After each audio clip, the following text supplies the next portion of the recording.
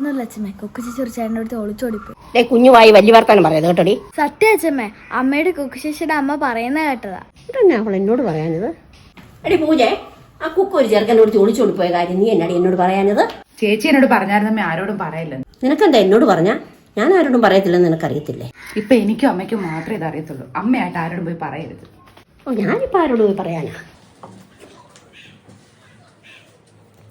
എടി സരസമ്മേ.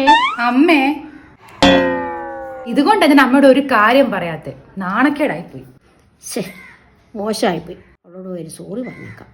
മോളെ രീതി, നീ അറിഞ്ഞോ നമ്മുടെ കുക്കുമില്ലേ, അവള് നൃത്തിന്റെ കൂടെ ഇറങ്ങിപ്പോവാൻ നോക്കിയിടി. ഞാൻ ബാക്കി പിന്നെ പറയാം കേട്ടോ. എടി, ഇത് നമ്മുടെ വഴിയുടെ ഇപ്പറേ ഉള്ളവരോടൊക്കെ നീ പറഞ്ഞു, ഈ വഴിയുടെ അപ്പറേ ഉള്ളവരോടൊക്കെ ഞാൻ പറഞ്ഞു. നമ്മളിത് കലക്കണം, അതാണ് നമ്മുടെ ലക്ഷ്യം.